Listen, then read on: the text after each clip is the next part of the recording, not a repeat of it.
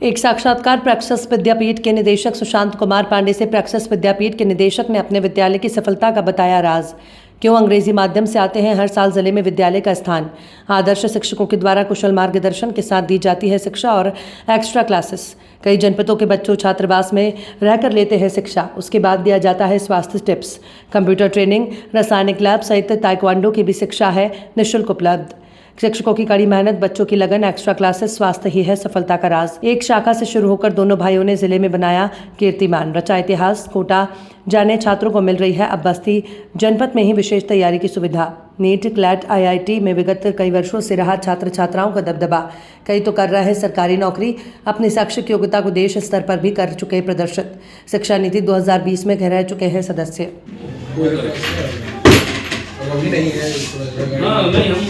वो सही भी रहता है। सर थोड़ा सा वाले ऑफिशियल बताना सर के साथ बैठिए, हमको भी आना है। सुशांत जी, आपने जनपद स्तर में लगातार स्थान बनाने में सफल होते रहे, इसकी कोई खास वजह?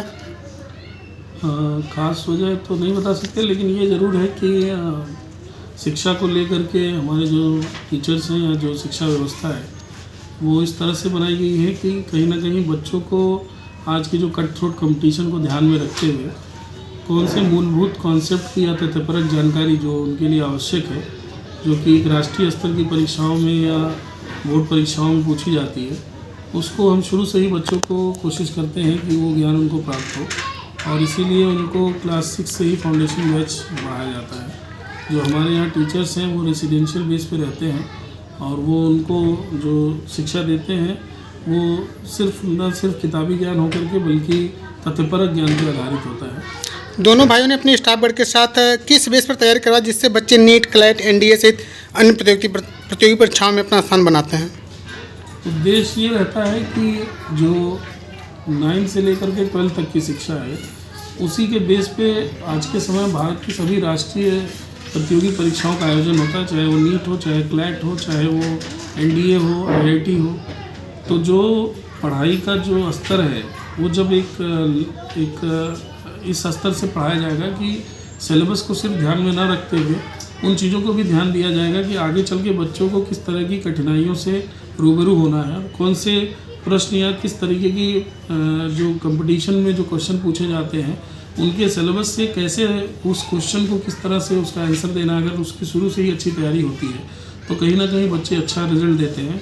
और इस पर हमारा मेन फोकस होता है कि बच्चों को न सिर्फ रटने की प्रवृत्ति डेवलप करना बल्कि उनके अंदर उस तरीके की जिससे कि वो तथ्यपरक ज्ञान को अच्छे से समझ सके, प्रैक्टिकल नॉलेज के थ्रू और व्यवहारिक ज्ञान के थ्रू वो उन तक ले जाने की एक हमारी पहल रहती है।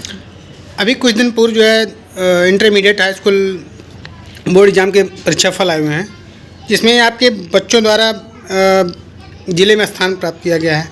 क्या अन्य विद्यालयों की तरह जो है बच्चों को विशेष सुविधा देने का प्रावधान है या उनकी मेहनत या लगन का फल है? विशेष सुविधा से मैं समझा नहीं आपको कहना। विशेष सुविधा मतलब कुछ लोग चीटिंग करवाते हैं, कुछ लोग ऐसा कुछ है, ऐसे में लोग स्थान अपना लेते हैं। निश्चित आपका कथन एकदम सत्य है और ये अच्छी बात है कि कम से कम मीडिया को इस बात की जानकारी है कि बहुत सारे विद्यालयों में इस तरीके की चीज़ें की जाती हैं और आज आगे दिखने की होड़ में या नंबर लाने की होड़ में बहुत सारे आप उनके रिज़ल्ट को उठा करके देखेंगे तो पता चलेगा 1-2 बच्चों के रिज़ल्ट बहुत अच्छे हैं और बाकी बच्चे बहुत ही पीछे हैं, क्योंकि वो सिर्फ 2-4 बच्चों पे किसी भी स्तर से संसाधनों के द्वारा उनको आगे ले जाया जाता है। इस पर सरकार को ध्यान देना चाहिए कि जो भी रिज़ल्ट निकले उसको क्वालिटेटिव रिज़ल्ट होनी चाहिए, क्वालिटी बेस्ड होना चाहिए। और रही बात की विशेष सुविधाओं की, तो अगर हम आज के समय में कोई भी विद्यालय या कोई भी गार्जियन या कोई बच्चा ही चीटिंग करके अगर कोई नंबर पाता भी है तो वो सिर्फ उतने समय के लिए उसको ठीक लगेगा, लेकिन आगे आने वाली ज़िंदगी में, आगे आने वाली जो प्रतिस्पर्धाएँ का आज युग है उन परीक्षाओं में फिर वो वहाँ बेहतर नहीं कर पाएगा। और एक तरीके से ये पंगु बनाने का काम होगा। अगर कोई संस्था ऐसा कर रही है तो कहीं ना कहीं वो अपने बच्चों को पंगु बना रही है, उस शिक्षा व्यवस्था को पंगु बना रही है जिसमें वो है। तो हमारा कतई आज लगभग 14 साल 15 साल की जर्नी हो गई है और उस 15 साल की जर्नी में चाहे जनपद वासियों के द्वारा, आसपास के लोगों के द्वारा, जो यहाँ के मध्यम वर्गीय बच्चे हैं उनको हमने नीचे से लेकर के वो राष्ट्रीय स्तर की परीक्षाओं में ले जा कर के हमने सिलेक्शन दिलाया है। तो कहीं ना कहीं ये इस चीज़ का द्योतक है, जो हमारा परिणाम, हमारा परिचय है, जो हम टैगलाइन इस्तेमाल करते हैं कि यहाँ कोई इस तरीके की विशेष व्यवस्था नहीं है। हाँ, बल्कि एक ज़रूर व्यवस्था है कि जो गरीब तबके के बच्चे हैं या इस तरीके के समुदायों के बच्चे हैं, उनके लिए हम लोग अपने स्तर से बहुत सारी ऐसी सुविधा देने की कोशिश करते हैं, चाहे उनकी पढ़ाई का खर्च हो या इस तरीके से कि 25% हम संस्था खुद वहन करती है, और उनको भी मेन स्ट्रीम में कोटा कानपुर इस तरह ना जा करके यहीं पे हम वो सुविधा देने की पूरी कोशिश करते हैं, जिससे कि वो एक अच्छी शिक्षा प्राप्त कर सकें। जिले में जब कोई ITI और IIT का फ़र्क भी नहीं जानते थे, तब से बस्ती में प्रैक्टिस विद्यापीठ द्वारा राष्ट्रीय फलक पर लोगों को तैयारी कर रहे हैं, मतलब पास हो रहे हैं। इसकी कोई खास वजह? मैं जैसा कि आपको पहले ही बताया कि जैसे हर एक व्यक्ति की एक जिम्मेदारी होती है, अगर वो अपनी जिम्मेदारी को अच्छी तरीके से निभाता है, जैसे आज एक स्कूल हो, एक विद्यालय होने के नाते, एक टीचर होने के नाते हमारी एक जिम्मेदारी है कि हम जो भी पढ़ाएं वो गुणवत्तापूर्ण हो। सिर्फ बैनर पे लिख देने से कि गुणवत्तापूर्ण शिक्षा, क्वालिटी युक्त शिक्षा, ये सब तरीके से शिक्षा नहीं होती है। शिक्षा का मतलब ये है कि आज नहीं तो कल बच्चे को राष्ट्रीय स्तर के मेधाओं से उनको कंपटीशन में आना है। जब बच्चा 10th में बैठेगा तो पूरे उत्तर प्रदेश के बच्चों के साथ कंपटीशन है। जब बच्चा 12th पास करके राष्ट्रीय प्रतिस्पर्धी वाले परीक्षाओं में, जैसे कि नीट, क्लैट, IIT, इन सब में बैठेगा तो पूरे भारत के बच्चों के साथ उसी कंपटीशन है। तो आज ही अगर हम वो सोच लेकर के उसको पढ़ाएंगे, उस तरीके से पढ़ाएंगे, उस आइडियोलॉजी के साथ पढ़ाएंगे, और बच्चा भी उसी आइडियोलॉजी के साथ मेहनत करेगा, उसको इस चीज़ का एहसास हो कि मुझे कल 12th के बाद इस तरीके की परीक्षाओं को देना है, तब जाकर के कहीं हम उसे एक वास्तविक रूप से गुणवत्तापूर्ण शिक्षा कहेंगे। नहीं तो सिर्फ कोरम पूरा कर देने से, कि सिलेबस ख़त्म कर देने से, या सिर्फ हम अपने चैप्टर को ख़त्म कर दिए, किसी तरह कॉपी चेक कर दिए, इस शिक्षा का कोई महत्व नहीं है, ना उसका कोई वैल्यू है। तो हमने शुरू से ही इस पे ध्यान दिया कि बस्ती में शिक्षा का जब प्रादुर्भाव हुआ, प्रैक्टिस विद्यापीठ का प्रादुर्भाव हुआ, तो हमने इस चीज़ का ध्यान दिया कि यहाँ पे शिक्षा जो थी वो सिर्फ कॉलेजों तक सीमित थी, और लोग यहाँ मतलब सही पूछे तो 10th के बाद ही लोग यहाँ से पलायन कर जाते थे अच्छी शिक्षा के लिए, कोटा, कानपुर, दिल्ली। तो इस चीज़ के लिए हमने सोचा कि क्यों ना भाई विकास दो तरीके से हो सकता है, या तो आप संसाधनों के पास जाए या संसाधन आपके पास आए। तो हमने कहा क्यों ना उस शिक्षा की अलग यहीं पे जगाई जाए, और इस वजह से हमने शुरू से ही इस पे ध्यान दिया कि राष्ट्रीय स्तर की प्रतियोगी परीक्षाओं की नीड क्या है, डिमांड क्या है, और हम उसको सप्लाई में कैसे बच्चों को तक वो चीज़ ले जाएं, उस कॉन्सेप्ट को कैसे ले जाएं। और हम उसको ध्यान देते हुए संसाधक जो हमारे साथ एक टीम हुई, जो बड़े स्तर के शिक्षक हुए, जिनकी जो क्वालिटी है वो कहीं ना कहीं वो जा कर के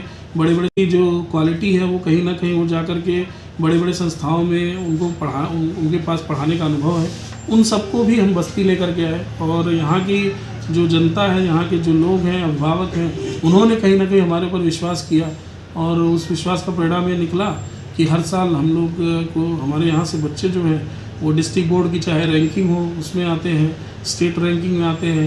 नीट और क्लैट जैसी परीक्षाएं जो भारत स्तर की परीक्षाएं हैं, जो कहीं ना कहीं बहुत कठिन परीक्षाएं मानी जाती हैं, उन सब में, IIT में, इन सब में आज भारत के लगभग, हमारे पास एक तत्कालीन डेटा नहीं है, लेकिन अप्रॉक्सीमेट भी बताऊँ तो कम से कम 200 से 250 बच्चे जो हमारे जो IITs और MBBS करके और वो कहीं ना कहीं शिक्षा ले रहे हैं, कहीं प्लेस्ड हो चुके हैं।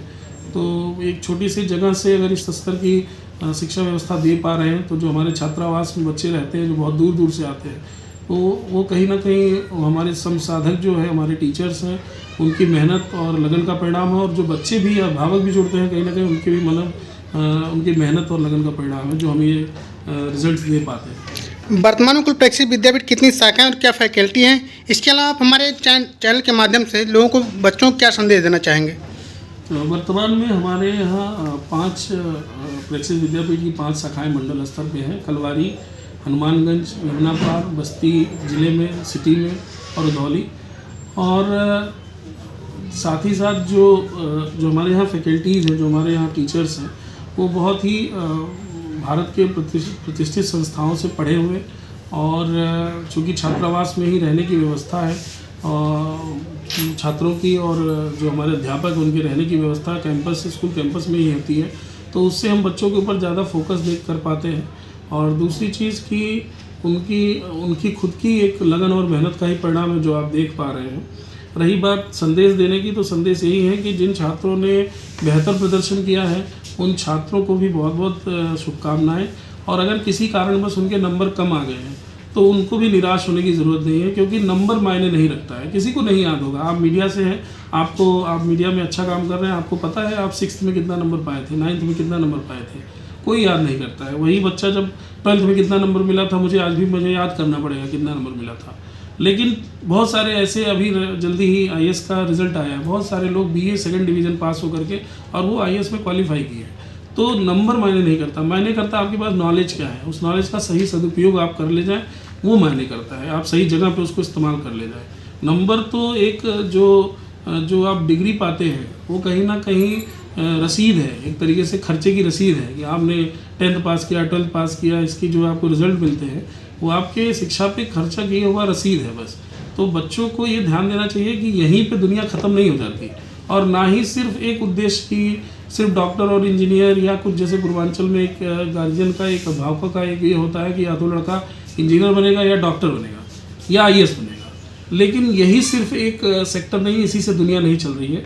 बहुत सारे आयाम हैं, बहुत सारे ऐसे क्षेत्र हैं जहाँ पे बच्चे बहुत बेहतर कर सकते हैं। तो आपको, अभिभावकों को मैं संदेश दूंगा कि बच्चों के ऊपर दबाव ना बनाएं। नंबरों से सब कुछ नहीं होता है, अभी आगे बहुत दुनिया देखनी है। हाँ, ये ज़रूर है कि लायक रहें कि कुछ बेहतर कर सकें, ज्ञान अर्जित करें। ज्ञान जितना ज़्यादा से ज़्यादा अर्जित करेंगे, ज्ञान कहीं नहीं जाने वाला, वो कहीं ना कहीं आपको सफलता दिला देगा। ये मेरा संदेश। बहुत बहुत धन्यवाद। धन्यवाद आपका भी।